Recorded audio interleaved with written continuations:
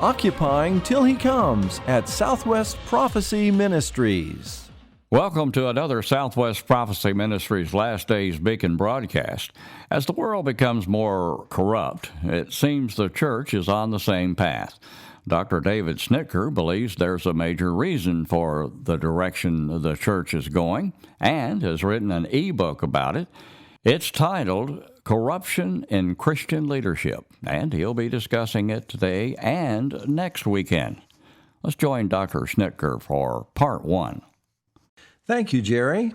Let me begin this broadcast by sharing a personal word as to why I wrote this book on corruption in Christian leadership. The idea for this book arose primarily because of my personal experience in Christian ministry. I became a Christian at age 14 and worked in various secular employments for many years before becoming involved vocationally in Christian service. My experience in secular employment was primarily a pleasant one. My superiors were generally affirming and ethical. Well, you can imagine it was such a surprise to me when I became involved in Christian work to find out that there were some really mean and nasty people among the leadership of churches and Christian organizations. These were people who apparently thought nothing about lying, stealing, character assassination, harassment, and intimidation tactics. My surprise was compounded when I rarely saw any kind of negative career consequences accrue from this kind of behavior. These leaders were able to avoid consequences either because of their religious demeanor, their charismatic personalities, or because of the group of enablers with whom they had surrounded themselves. As I've seen this kind of behavior by some Christian leaders in just about every ministry where I have served, it led me to ponder, how can this be? Why do the worst kinds of people often end up in Christian leadership? These questions led me to search the Scriptures to see if there are some insights into this kind of behavior that can give us discernment in this regard. In addition to searching the Scriptures, this book is a result of reflecting on over 40 years of Christian service in both church and parachurch organizations. Through the years, I've been able to discern patterns that occur when corrupt leaders attempt to take over Christian organizations. It is these patterns that I expose in my book. Now, let me hasten to say, friends, that I believe Christian leadership is one of the highest privileges in life. Since my call to the ministry at age 14, I have either been in training for or engaged in vocational Christian service. This has involved, over the last 40 years, serving in Christian media ministries, as a missionary, as a pastor in several churches, and serving as an educator at the college and seminary level. I share the Apostle Paul's perspective expressed in 2 Corinthians 4, verse 1, where he writes, "Therefore, seeing we have this ministry as we have received mercy, we faint not." It is truly a merciful thing that any of us are called to ministry, and I recognize my unworthiness of this privilege. The Scriptures are very clear in detailing the character qualification for those in Christian leadership. For example, Titus chapter 1, verses 6 through 9 lays out the characteristics of church leaders thusly. "If any be blameless, the husband of one wife, having faithful children, not accused of riot or unruly.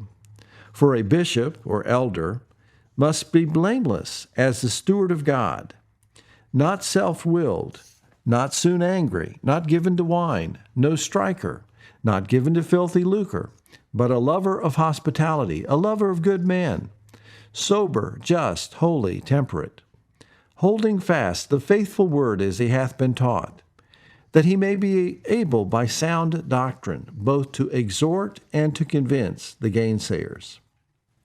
The Apostle Peter complements Paul's requirements for Christian leadership in 1 Peter chapter 5 and verses 1 through 4, giving additional emphasis on the leader's motivation and attitude. Peter writes, "The elders which are among you I exhort, who am also an elder, and a witness of the sufferings of Christ, and also a partaker of the glory that shall be revealed. Feed the flock of God which is among you, taking the oversight thereof, not by constraint, but willingly, not for filthy lucre, but of a ready mind, neither as being lords over God's heritage, but being ensamples to the flock. And when the chief shepherd shall appear, ye shall receive a crown of glory that fadeth not away. The majority of people I have known in Christian service commendably conform to these standards. They are individuals who are humble embodiments of selfless, sacrificial leadership. Let me give some examples. When I was a student at Moody Bible Institute during the 1970s, one of my classmates was named Steve. Steve was Jewish and came to know Christ while in college. As a new believer, Steve sensed God's call into the ministry. Well, his family were all practicing Jews, and they were not particularly supportive of Steve's decision. Nevertheless, Steve pressed on in obedience to the Lord and attended Moody to prepare for pastoral ministry. Well, Steve was not the most gifted or brilliant student, but he had a deep love for the Lord and a heart for ministry. After graduation, Steve returned to the church he had attended before Moody and began work as a janitor. Over time, he was promoted to be the evangelism pastor. Several years later, after the senior pastor retired, Steve was promoted to senior pastor. And Steve has served faithfully in that position for well over 30 years. The church has grown, and Steve has had additional opportunities in the areas of writing, education, and missions. Yet he is just as humble and gracious as he was in those early days at Moody. Steve epitomizes the character qualities outlined by Paul and Peter and is a tremendous example of servant leadership. Another example is Noah Hutchings. Noah was hired at Southwest Radio Church of the Air in 1951 as an unsaved person. The first day of work, he was fired by Dr. E.F. Weber, led to the Lord by Dr. Weber, and rehired. From that day forward, Noah served the Lord at Southwest Radio Church for 64 years, until failing health forced him to retire in 2015.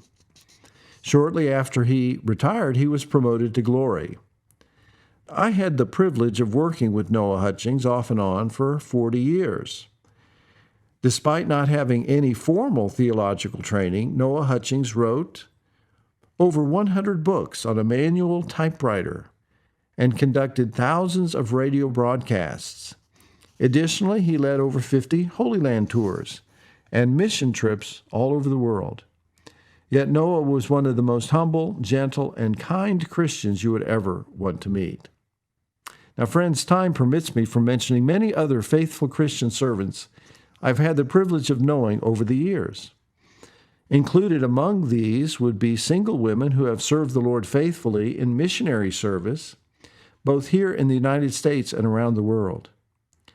These dear ladies have an unvarnished and untiring love for the Lord and truly live up to Paul's admonition to be steadfast, unmovable, always abounding in the work of the Lord. Now, this book is not about such people. This book is about the exceptions. These are people who, for whatever reason, chose the ministry as a place of opportunity to exploit their positions for power or privilege. These are people who use their positions to make an exception, not set an example. Whether they started out that way is irrelevant. At some point, they came to realize that Christian ministry was a soft target, ripe for exploitation. They concluded that their gifts or personality or intelligence gave them the ability to take advantage of others, and they've become very skillful at doing so. These are spiritual predators. Now, before you think I'm being judgmental, let me hasten to say that the Bible speaks about such individuals. In the Old Testament, they were known as the false shepherds of Israel. Ezekiel chapter 34, verses 2 through 5 states, "Son of man, prophesy against the shepherds of Israel. Prophesy and say unto them, Thus saith the Lord God unto the shepherds, Woe be to the shepherds of Israel that do feed themselves. Should not the shepherds feed the flocks? Ye eat the fat, and ye clothe you with the wool. Ye kill them that are fed, but ye feed not the flock. The diseased have ye not strengthened, neither have you healed that which was sick, neither have you bound up that which was broken, neither have you brought again that which was driven away, neither have you sought that which was lost. But with force and with cruelty have you ruled them, and they were scattered, because there is no shepherd. And they became meat to all the beasts of the field when they were scattered." End of quote. Now, in the New Testament, corrupt religious leaders are called hirelings. Jesus spoke of them in John chapter 10, verses 10 through 14. "The thief cometh not, but for to steal, and to kill, and to destroy. I am come that they might have life, and that they might have it more abundantly. I am the good shepherd. The good shepherd giveth his life for the sheep. But he that is an hireling, and not the shepherd, whose own the sheep are not, seeth the wolf coming, and leaveth the sheep, and fleeth. And the wolf catcheth them, and scattereth the sheep. The hireling fleeth, because he is an hireling, and careth not for the sheep. I am the good shepherd, and know my sheep, and am known of mine." End of quote. In this passage, Jesus makes some contrasts. In verse 10, Jesus refers to these hirelings as agents of the devil, who is the thief that kills and destroys. By contrast, Jesus claims to be the one who brings life, and life more abundantly. He then presents himself as the good shepherd who gives his life for the sheep, in contrast to the hireling who flees at the first sign of danger, because he does not care for the sheep. By contrast, Jesus knows his sheep and cares for them, even to the point of laying down his life for them. Notice the common effect of both the false shepherds of Israel in the Old Testament and the hirelings of the New Testament. The sheep are scattered and defenseless. In other words, because of the selfishness and faithlessness of these corrupt religious leaders, the sheep are put at great risk. This book, Corruption in Christian Leadership, shines the spotlight on such people who profane the Lord's work and afflict the Lord's people. While they are clearly not the majority within evangelicalism, there are far too many, and they exert far too much influence. The purpose of this book is to help you identify and respond wisely to corrupt leadership that may exist in your church or Christian organization. The message today and next week will illustrate how corruption in Christian leadership is nothing new. Scripture has many examples of such leaders. We will explore these examples and analyze whether there are clinical categories such individuals can be placed in. We will look today at King Saul as an example of a corrupt civil leader. King Saul of the tribe of Benjamin was the first king of Israel. When Samuel, the last of the judges, became old, the people demanded a king that they might be like the nations around them. 1 Samuel chapter 8. In acceding to the people's worldly requests, God provided the Israelites with exactly the kind of king they desired. Though Saul was a man of great ability as an administrator and a warrior, Saul acted not in the power and wisdom of the Lord, but in dependence on his own judgment and strength. This led to eventual disaster for himself and his family. Saul's first great failure was that of usurping the priestly office by offering a sacrifice on the altar at Gilgal, as seen in 1 Samuel 13. His second failure was outright disobedience by sparing King Agag and the best of the animals, 1 Samuel 15. However, it was Saul's actions toward his anointed successor, David, that most fully demonstrate Saul's progressive corruption. You will recall, my friends, that after David's victory over Goliath and his subsequent victories over the Philistines, that David's popularity among the Israelites began to eclipse that of Saul. Saul reacts first with jealousy, then with rage and violence. This behavior is attributed to an evil spirit from God that came upon Saul, 1 Samuel 18, verse 10. Some commentators speculate that Saul actually became mentally ill because of his irrational attitudes and behavior toward David, who had nothing but love and loyalty toward King Saul. Saul's corruption resulted in his son-in-law, David, having to flee the kingdom and run for his life for 7 years. Because the high priest Ahimelech had aided David, Saul had the whole priestly family slaughtered. Although David twice spared Saul's life, the king failed to recognize in this the warning of God and continued on his way to eventual destruction. The final straw in Saul's rebellion against God was when he consulted the witch of Endor for some word of hope in his approaching battle with the Philistines. Instead, Samuel, dead for many years, appeared to pronounce Saul's doom. We read in 1 Samuel 28 and verse 19, "Tomorrow shalt thou and thy sons be with me."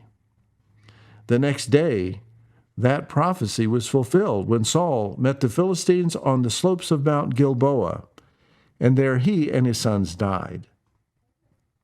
In Saul, we see abuse of power toward David, which began with jealousy, then progressed to rage, violence, and eventually maniacal behavior, leading to his destruction. Well, let's now analyze the corrupt attitudes that King Saul exhibited.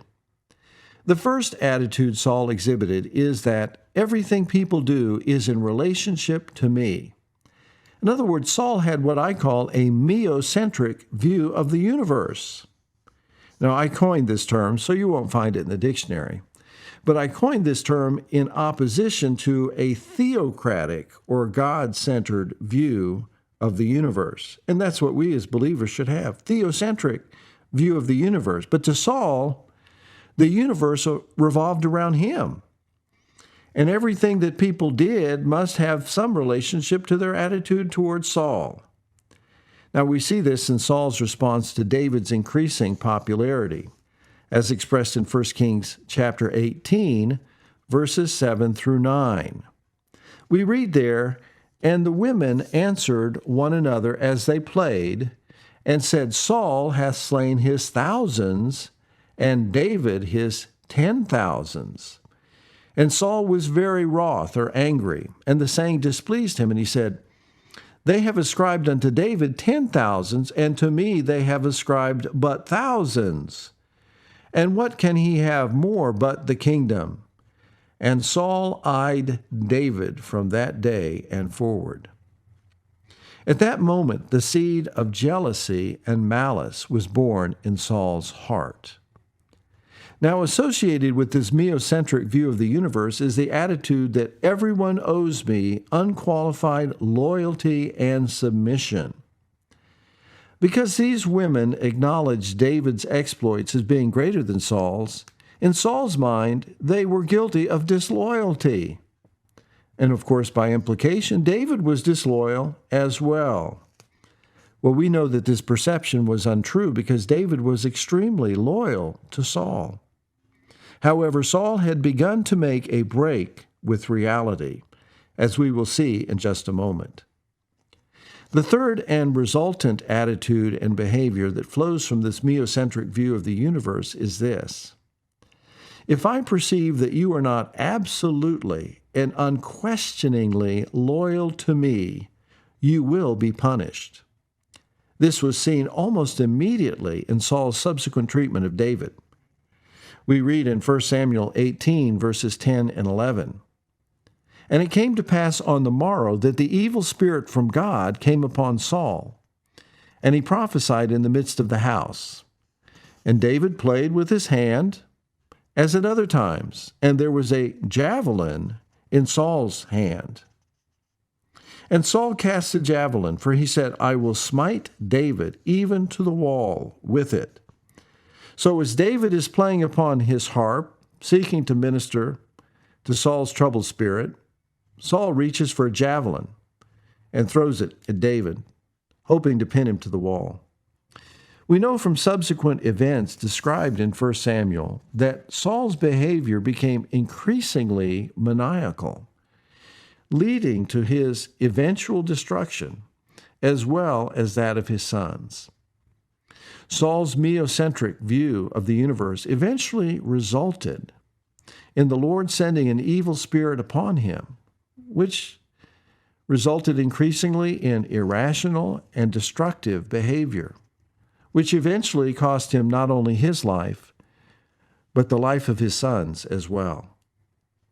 Now, if we were to express Saul's attitudes in psychological terms, in my view, Saul was a sociopath.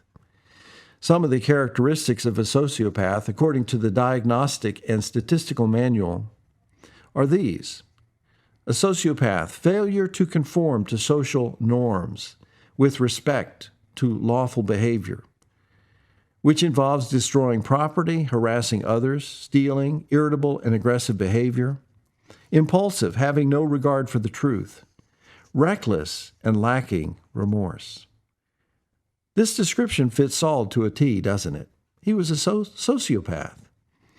Sadly, I have known several sociopaths in leadership of churches and Christian organizations. Let me share and give an example so that you can have some idea what these attitudes look like in the context of a Christian organization. I have, of course, changed the names to protect the guilty.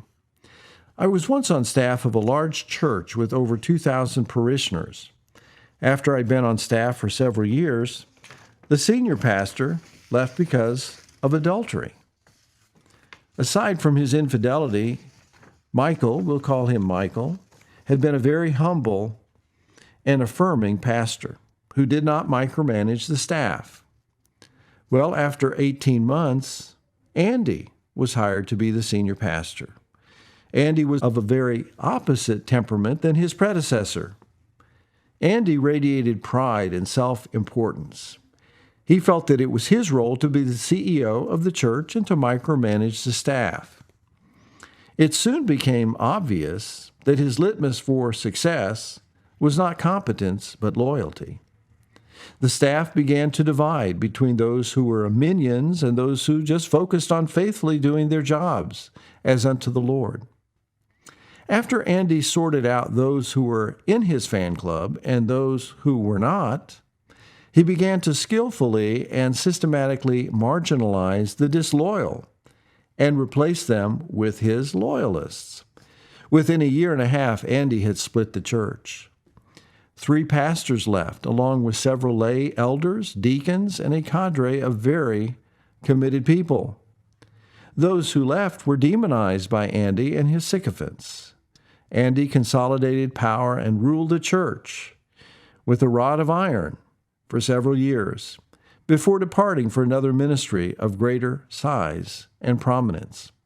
Andy was primarily a sociopath. From my experience, a corrupt leader will attempt to take over an organization in the following sequence.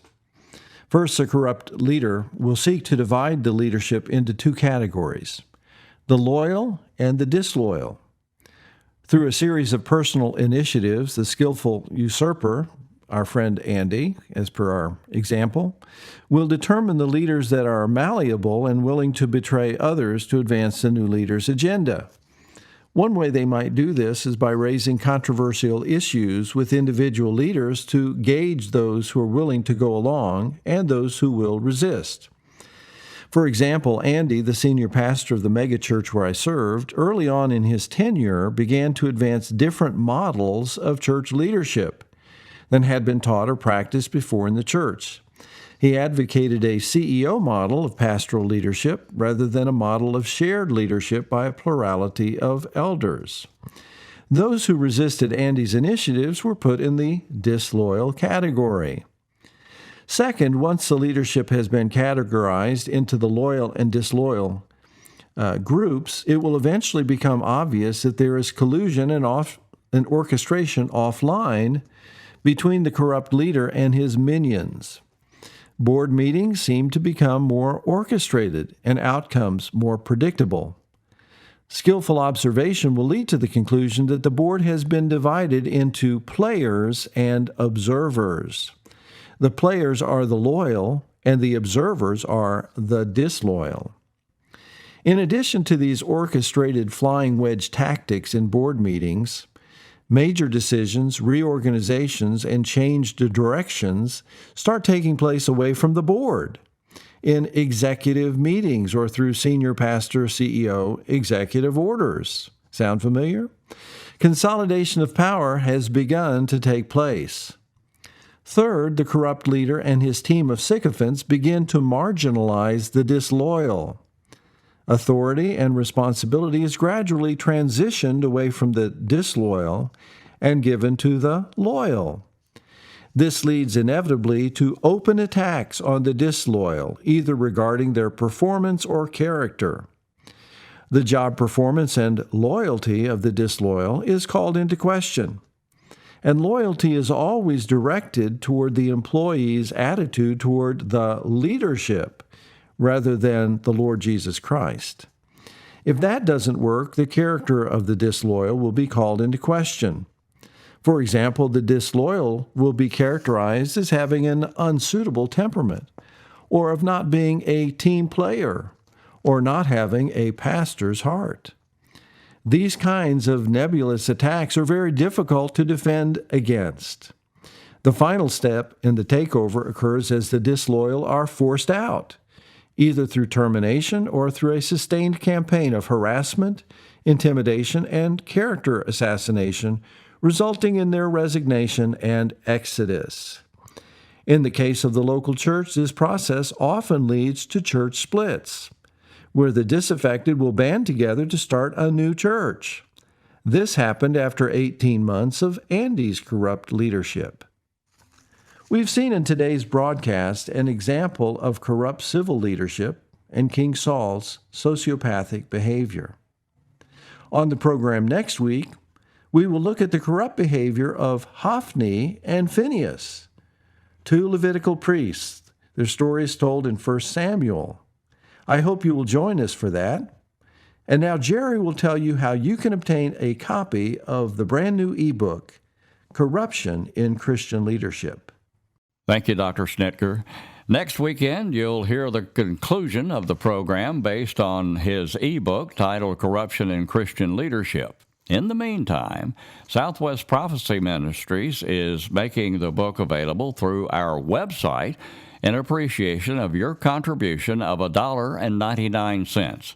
To get it, go to the website at SWPM.us. It's a short treatise that every Christian who is concerned about the direction the church is going needs to read. Using personal observations and experiences, Dr. Schnittger reveals the methods used that bring corruption into the church. Corruption in Christian leadership will help you battle the enemies of the church as you do what Jesus told us to do in the last days. He said we are to occupy until he comes in all his power and glory to right all wrong in both the world and the church. Go to your computer right now to download Corruption in Christian Leadership. The ebook is offered for $1.99. It'll be the best couple of bucks you'll spend this week. The web address is swpm.us. And friends, we really do need to hear from you if you want us to continue these important programs on this station. Be here next weekend at this same time for the conclusion of today's discussion on the Last Days Beacon program.